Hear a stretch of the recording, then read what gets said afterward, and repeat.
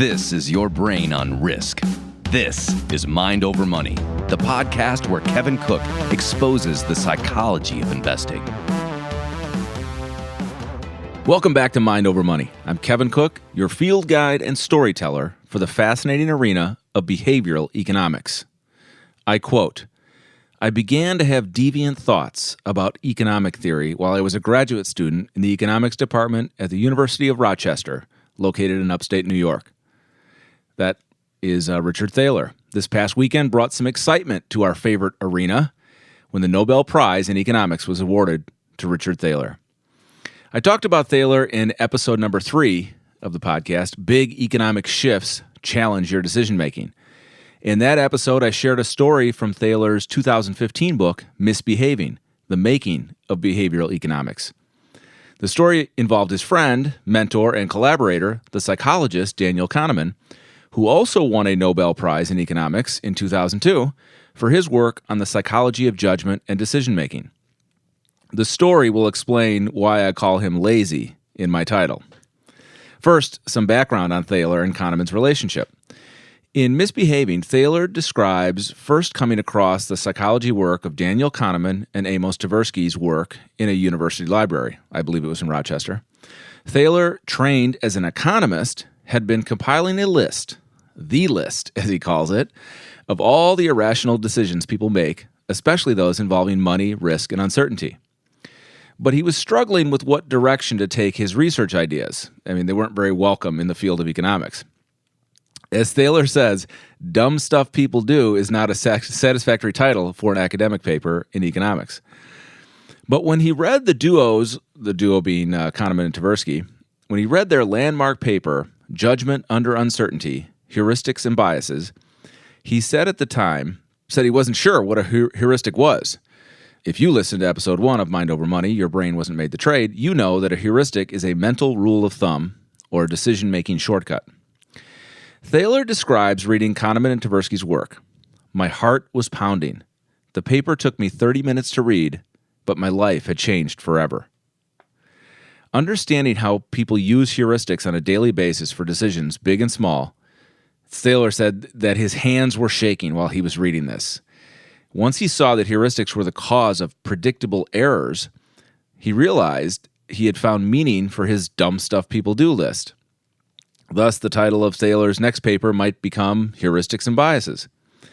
He says in Misbehaving, "The concept of predictable biases offered a framework for my heretofore helter-skelter set of ideas." All right, now the lazy story. So this is also somewhere in Misbehaving. I had read it in episode number 3. Kahneman, I believe Thaler was over at Kahneman's house, and they were having an afternoon chat, and all of a sudden Kahneman realized, oh, you know what? I've got to take a phone call. I've got an interview with the, I believe it was the New York Times. And Thaler said, well, I'll just go. And Kahneman said, no, you should stay. He said, I'm talking about you. Kahneman was being interviewed by the paper about Thaler. And Thaler sort of felt uncomfortable, but he stayed in the house and tried to keep himself busy so as not to listen too closely. But then he couldn't help but hear with Kahneman's emphasis. But Kahneman said something to the effect. But the most notable standout thing about Richard, or how did he describe it? He said it's the his best quality. His best quality is that he's lazy. And right away that got Thaler's attention. Lazy? What's he doing? Thaler's trying to wave his hands to get Danny to back off that storyline. But of course, Danny Kahneman kept going, and to explain to the reporter what he meant, he said, Richard Thaler only likes to work on ideas and projects and research that are intensely intriguing. So he doesn't waste time with things that he's not really interested in. So that becomes his best quality, is what Kahneman meant, and he stands by that story. In a lot of the news that's come out in the past few days, I'm going to share some great resources, some newspaper articles.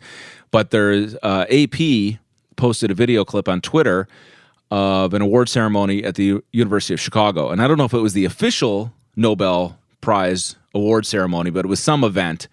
And Richard was on stage and being interviewed. And when reporters were asking him some questions, Thaler said, "What have I done? I basically have made a career stealing ideas from psychologists. And to save you the trouble of learning from the psychologist directly, you can just look at what I've stolen." So there's Thaler also being, humble, admitting that, hey, he's borrowed and stolen ideas from psychology and applied them to economics. So these offhand remarks were sort of tongue in cheek, and I don't believe Thaler wants to put any psychologist out of work. He is giving credit where it's due. But this is the real crux of it. What he has done with economics, as an economist, sort of the same thing that Kahneman did as a psychologist, and what he brought into economics. The real battle that has always intrigued Thaler is what economists think they know. Number one, that economic players are always rational and that markets are efficient, versus what psychologists really do know. So that's the battle that's intrigued Thaler and has motivated him to do the work he's done. If you are an active trader or investor, as I am, and many of my listeners here at Zacks are, you already know a lot of this stuff. Like this is stuff we talk about all the time as active traders or active investors. We know that the mental game is enormous, and that our financial results in trading stocks or futures, options, currencies, whatever, are so dependent on our mental state, our decision-making systems, et cetera, et cetera. My very first podcast here on Mind Over Money I talked about Kahneman and Tversky and the rogues and what can we learn from rogues that have destroyed banks and the market wizards who've succeeded, whether it was survivorship bias or not. In 2008, I published a paper, an article called "Mental Models of Financial Sabotage," which you can find the link for all this. I think it's pinned at the top of my Twitter feed. But my main thesis was your brain wasn't made to trade. Trading is hard, and without lots of training and lots of mistakes and then learning from those mistakes, most people won't become any good at trading. It takes systems, rules, routines, and the discipline to follow them. It also takes a good amount of emotional and psychological resilience, because even if you do everything right, you still might have to deal with a 50% failure rate on your trades over any given time period. You can find me on Twitter at Kevin B. Cook, and pinned at the top of my feed is both a link to podcasts and an article on my Medium blog. And that's where I describe the emotional and cognitive biases and blind spots, besides pure greed, that would make financial sabotage happen over and over again. And I wrote about this 6 months before we discovered Bernie Madoff and his spectacular Ponzi scheme, which ripped off hundreds of trusting investors for many billions of dollars. And I list, all sorts of biases that Kahneman and Tversky basically, broke this new ground, and they studied something called hindsight bias, where with humans, it's so common after an event has taken place, after something has happened, we are so prone to going, well, yeah, I kind of thought that's the way it was going to work out. It's pretty obvious. And it's just, it's not true. If the future were that predictable, you think of all the times that people say, yeah, I knew that was going to happen, or it was obvious, then we would be so good at predicting the future, and we're not. And, then the big one in the markets here is narrative bias, or the narrative fallacy. We love to be able to explain why something happened in the markets. We need a story. And this is what journalists have to do if you write for Reuters or Bloomberg or whatever. You have to come up with that day's story. The market went down because, this happened. And sometimes it's just not true. There's much more randomness in markets. To sort of sum up Thaler's view on how he brings the economic decision maker together with the average person. He tells a little story in Misbehaving, or a little vignette about the field of economics is all about assuming that people are rational. that people are very rational, and so when economics puts together their theories about how things should work, they're assuming that all players will act supremely rational, and so Thaler says, well, if we stretch that out, would a rational person expect a gift on the day of their birth? Not really, because maybe they would much prefer just to have the cash and go spend it optimally.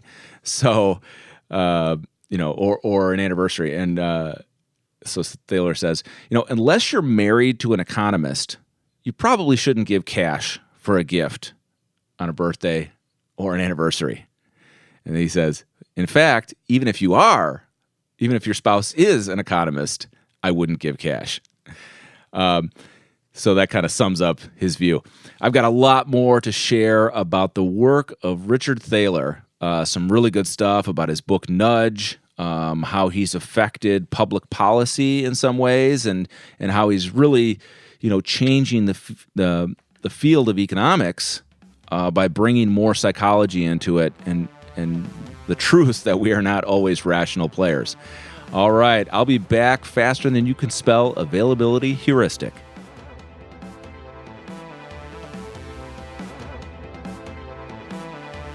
Let me read from a recent Bloomberg article this week after Thaler's win of the Nobel. In his 2015 book, Misbehaving, a memoir manifesto, Thaler clearly states the crux of his career-long argument. Economics needs to take human behavior into account. People give in to biases when making decisions, and that human miscalculation can come with serious consequences. Both economic forecasters and policy-setting governments need to take the fact that actors are human into account, he argues. And this is quoting Thaler. The primary reason for adding humans to economic theories is to improve the accuracy of the predictions made with those theories, he writes, quipping that behavioral economics comes with the added benefit of being more interesting and more fun. It is the undismal science. All right, so now I'm going to share some of the newspaper headlines that came out after the Nobel was announced. Newspapers around the world wrote on Thaler's Nobel win. The Wall Street Journal. Nobel Prize winner Richard Thaler used psychological insights to explain why markets aren't always efficient. So there's a very textbook economic approach. Anybody involved in markets knows that they're not efficient and that many irrational players and forces can move markets to extremes. Some more interesting ones, though. Here's The Economist. Richard Thaler combines economics with psychology to show how decisions are influenced by cognitive biases. Okay, pretty straightforward. We just talked about that. Now we get some more interesting ones here. Washington Post. Richard Thaler won the Nobel Prize for making economics more human and more real. True enough. All right, New York Times. Richard Thaler, who won the Nobel for economics, is no stranger to the New York Times. Here are some of his notable columns. And in my Twitter feed, I have reposted some of these, like from the Times and the Post and the Economist, I believe. So you have those links, especially the New York Times, where he's written at least a half a dozen columns for the NYT, where he explains some of these concepts, outside of an academic paper, and he's a good writer too. So we'll see more of that when I share from his book. Here's what I really liked from the Financial Times. This is Tim Harford writing for the Financial Times a couple days ago. Thaler's Nobel is a well-deserved nudge for behavioral economics, and that's sort of a hint at Thaler's 2008 book, which was titled Nudge. And we'll talk about that more in a moment. Harford continues with more summary sentences here. The master of deceptively simple observations of human nature ensured the field is taken seriously.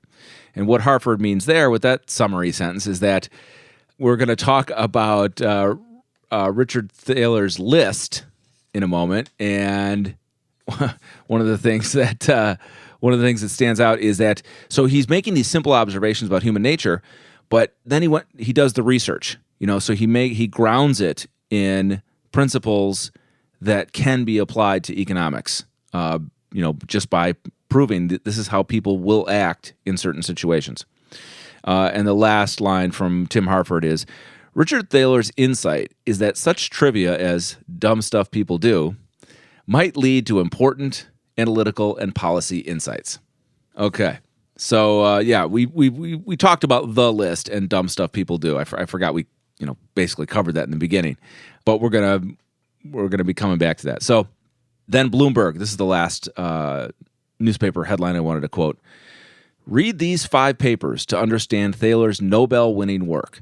So here, and I also retweeted this one on my feed from Bloomberg, where they give links to 5 important papers that Richard Thaler has written, which explain his philosophy and his approach. What's also good about the Bloomberg piece is they give a short paragraph description of each article, so you can kind of decide, is this a topic that I'm interested in? Then you can click on that link and go check it out. So to help us understand the concept of the right nudge making a difference in behavior, I'm going to read from Dan Ariely's 2008 book, Predictably Irrational, which highlights a social problem that Richard Thaler did some research on in a 2004 paper titled Save More Tomorrow. So I've read before from Ariely's book, Predictably Irrational. It's got a lot of good stuff in it, so we're going to go back to it now because, besides the fact that I don't have a copy of Nudge in my hands, it's neat to look at a book that was written the same year. So it was published the same year. So in 2008, Ariely published Predictably Irrational, and he probably didn't know that Thaler's Nudge was coming out, but he sort of previews it in a sense because he's referring to the 2004 paper Save More Tomorrow, which Thaler wrote. All right. So here is Dan Ariely. One of the main differences between standard and behavioral economics involves this concept of free lunches. According to the assumptions of standard economics, all human decisions are rational and informed, motivated by an accurate concept of the worth of all goods and services and the amount of happiness, in parentheses, utility, all decisions are likely to produce. Under this set of assumptions, everyone in the marketplace is trying to maximize profit and striving to optimize his experiences. As a consequence, economic theory asserts that there are no free lunches. If there were any, someone would have already found them and extracted all their value. Behavioral economists, on the other hand, believe that people are susceptible to irrelevant influences from their immediate environment, which we call context effects.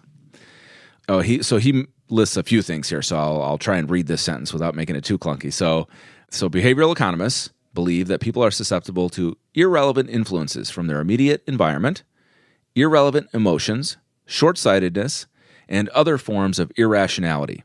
What good news can accompany this realization that basically Ariely is saying that we're pretty irrational?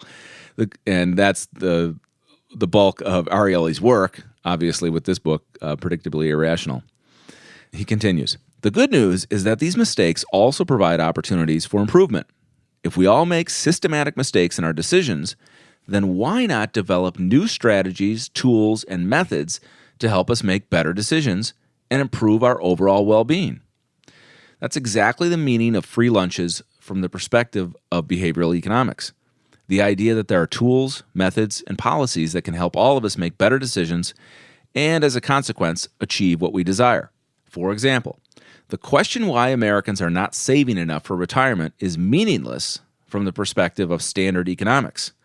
If we are all making good, informed decisions in every aspect of our lives, then we are also saving the exact amount that we want to save. We might not save much because we don't care about the future, because we are looking forward to experiencing poverty at retirement, because we expect our kids to take care of us, or because we are hoping to win the lottery. There are many possible reasons. The main point is that from the standard economic perspective, we are saving exactly the right amount in accordance with our preferences. So again, Ariely is sort of, tongue-in-cheek about the perfectly rational economic actor. And here he continues. But from the perspective of behavioral economics, which does not assume that people are rational, the idea that we are not saving enough is perfectly reasonable. In fact, research in behavioral economics points to many possible reasons why people are not saving enough for retirement. People procrastinate, people have a hard time understanding the real cost of not saving, as well as the benefits of saving. And in parentheses, he has a note here. By how much would your life be better in the future if you were to deposit an additional $1,000 in your retirement account every month for the next 20 years? Well, your life would be vastly better, but maybe you don't want to make that sacrifice now because you're not thinking about your life 20 years from now. Ariely continues. Being house rich helps people believe that they are indeed rich. It is easy to create consumption habits and hard to give them up. And there are many, many more reasons. The potential for free lunches, from the perspective of behavioral economics, lies in new methods, mechanisms, and other interventions that would help people achieve more of what they truly want. For example, the new and innovative credit card that I described in Chapter 6 on self-control could help people exercise more self-control within the domain of spending. Another example of this approach is a mechanism called Save More Tomorrow, which Dick Thaler and Shlomo Ben-Artzi proposed and tested a few years ago. Here's how Save More Tomorrow works. When new employees join a company, in addition to the regular decisions they are asked to make about what percentage of their paycheck to invest in their company's retirement plan, they are also asked what percentage of their future salary raises they would be willing to invest in the retirement plan. It is difficult to sacrifice consumption today for saving in the distant future, but it is psychologically easier to sacrifice consumption in the future, and even easier to give up a percentage of a salary increase that one does not have yet. When the plan was implemented in Thaler and Ben-Artzi's test, the employees joined and agreed to have their contribution as a percentage increase with their future salary raises. What was the outcome? Over the next few years, as the employees received raises, the savings rate increased from about 3.5% to around 13.5%. A gain for the employees, their families, and the company, which by now had more satisfied and less worried employees. This is the basic idea of free lunches, providing benefits for all the parties involved. Note that these free lunches don't have to be without cost. Implementing the self-control credit card or Save More Tomorrow inevitably involves a cost. As long as these mechanisms provide more benefits than costs, we should consider them to be free lunches, mechanisms that provide net benefits to all parties. And so, I think this is where, this is the origin of nudge. This is the research that Thaler did in 2004, the paper he published, and it led to the expanded ideas that he wrote about in Nudge. I just want to read two more paragraphs here from Ariely in this same chapter, which, by the way, is called Beer and Free Lunches. All right. If I were to distill one main lesson from the research described in this book, it is that we are pawns in a game whose forces we largely fail to comprehend. We usually think of ourselves as sitting in the driver's seat with ultimate control over the decisions we make and the direction our life takes.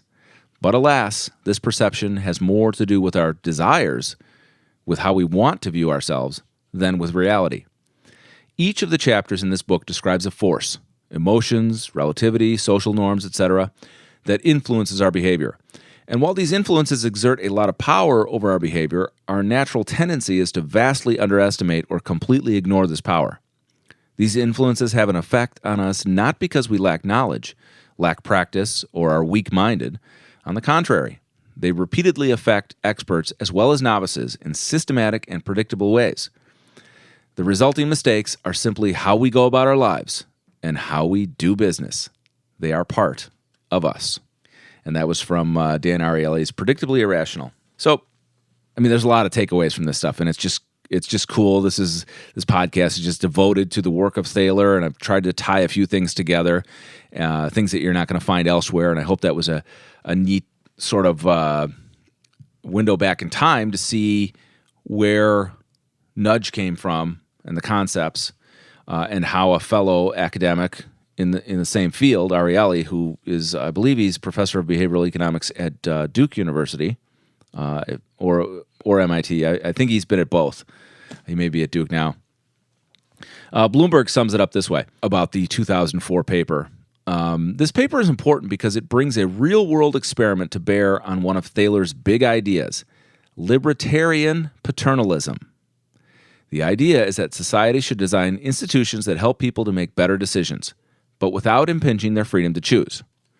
All right, now to bring this, I hope that resonated with some of you. Anybody who's been involved with an employer-sponsored savings plan can probably attest to how the nudge from your employer, whether it was a matching contribution or incentives to contribute more in the future, save more tomorrow, so to speak, that it helped you. I can vouch for it myself. The 401k plan was one of the best things that ever happened to me financially because my employer gave an incentive with a match. This was many years ago, and it encouraged me to save. And then that automatic savings is so huge. So it helps the average person avoid their own self-sabotage and their own habits and desires and appetites, and find ways to save more tomorrow. So I have Misbehaving, The Making of Behavioral Economics, Thaler's 2015 book. I actually have it on Audible, and it's good. Whenever you get an audio book, you have to like the narrator too.